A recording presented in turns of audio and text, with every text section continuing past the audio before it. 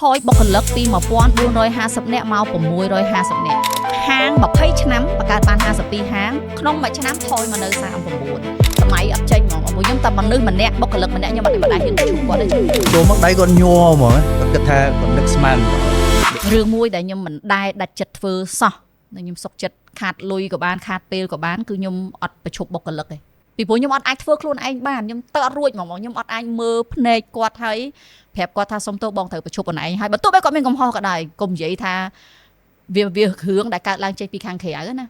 កុំថាឡើយបុគ្គលិករបស់ TPC ឬក៏ការនោះ Pizza Company គ្នាម្នាក់ធ្វើខុសគ្នារងឥទ្ធិពលមកប៉ុន្តែយើងត្រូវទៅប្រឈប់គាត់ណាបងហើយបងឯងថយបុគ្គលិកពី1450នាក់មក650នាក់ចង់ពាក់កណ្ដាលហាង20ឆ្នាំបង្កើតបាន52ហាងក្នុងមួយឆ្នាំថយមកនៅ39អញ្ចឹងយើងសំបើកហាងសំបុគ្គលិកតិចហើយធ្លាក់ជាកំហុក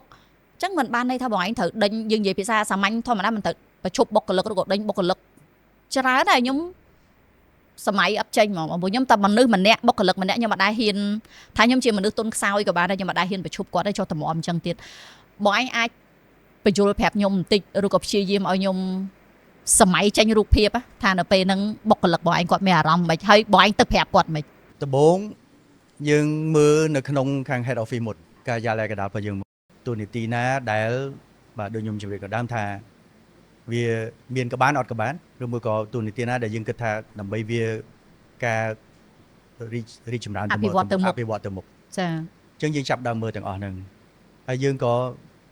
ទៅជែកគ្នាមួយបុគ្គលិករបស់យើងឲ្យដឹងទាំងអស់គ្នាដូចគ្នាដែរថាស្ថានភាពយើងរាល់ថ្ងៃគឺវាអញ្ចឹងចុងក្រោយវាអត់ដឹងថាត្រូវធ្វើម៉េចក្រៅពីយើងធ្វើអ្វីដែលផ្សេងអស់ចិត្តហើយចុងក្រោយត្រូវតែប៉ះបុគ្គលិកបាទពិបាកមែនទែនបាទគាត់ថាដូចតែមនុស្សធ្វើកិច្ចការគ្នាធ្វើកិច្ចការមួយគ្នារាល់ថ្ងៃដល់ពេលថាគាត់ត្រូវទៅយើងហៅគាត់ជួបទាំងអស់គ្នាជួបអ្នកដែលត្រូវពាក់ព័ន្ធណាចាហើយអ្នកដែលត្រូវជួបមុនគេអ្នកដែលត្រូវមានឈ្មោះគាត់ទៅជួបហ្នឹងគឺថាពិបាកនឹងមើលមុខគាត់ពិបាកមែនតើខ្ញុំមានបុគ្គលិកម្នាក់គាត់ចូលមកអង្គុយយើងមាន HR យើងផ្នែកទុនធានមនុស្សទៅហើយ management យើងខាងអ្នកគ្រប់គ្រងមកជើងគាត់ចូលមកចូលមកដៃគាត់ញ័រហ្មង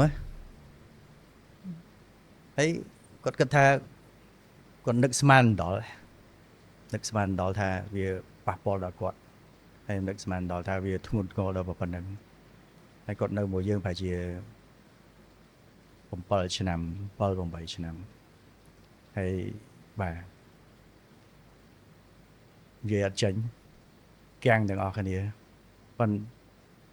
គាត់ក៏យល់យើងក៏យល់ថាស្ថានភាពហ្នឹងវាត្រូវតែអញ្ចឹងយើងនៅក្នុងទូកមួយជាមួយគ្នាឥឡូវទូកហ្នឹងវាលើសទម្ងន់អញ្ចឹងវាត្រូវតែសម្រេចចិត្តយើងធ្វើអ្វីដែលត្រឹមត្រូវធ្វើអ្វីដែលតាមច្បាប់អញ្ចឹងយើងជូនទៅនឹងគាត់ថាគេវាចាំបាច់តែគាត់ដែលត្រូវទៅបើយើងអនុវត្តទៅតាមផ្លូវច្បាប់ទាំងអស់ជាផ្លូវច្បាប់របស់យើងថាគាត់ធ្វើការបានរយៈពេល1ឆ្នាំទៅជូននឹងគាត់រយៈពេលប្រហែលអញ្ចឹងទៅទូទាត់គាត់ទៅតាមនឹងទាំងអស់ច្បាប់រដ្ឋគេថាមិនទូទាត់អញ្ចឹងហើយរយៈពេលជូនទៅនឹងទៅគាត់បន្តធ្វើកិច្ចការទៅធម្មតាដល់ថ្ងៃចុងក្រោយអញ្ចឹងណាចាប៉ុន្តែពិបាកតែគាត់ថាគាត់ធ្វើការហ្នឹងក៏គាត់មិនសប្បាយចិត្តគាត់ដូចថាអត់មានអារម្មណ៍នៅក្នុងកិច្ចការទៀតដែរក្នុងច្បាប់ហ្នឹងក៏អនុញ្ញាតឲ្យគាត់ថាធ្វើបិទតែគាត់យើងជូនទៅនឹងគាត់ចឹងមែនគាត់មានឱកាសក្នុងរយៈពេល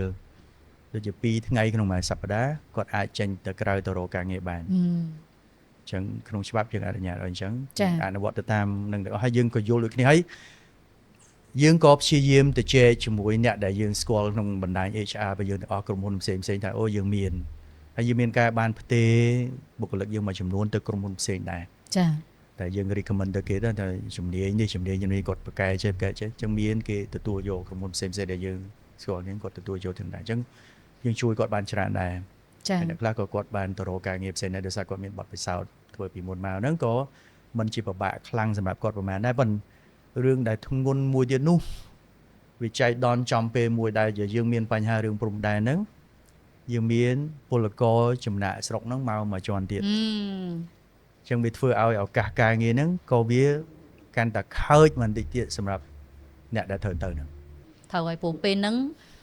mến ta khang bỏ ấy nhé, miền khang xem để quạt thọp ở tây tạ franchise bỏ bờ tây chật khang nắng quạt đôi ngoài đấy thử ta Dạ. cắt bật thôi bọc cần lực chẳng hay chật lọt bên nắng cứ bọc ôn khang để thọp phơi can nó nấu thử tập lọt bằng vinh chẳng về sầm rọc hồ càng nghe không pe tầm mùi chẳng về hiện của bạn đấy បាទ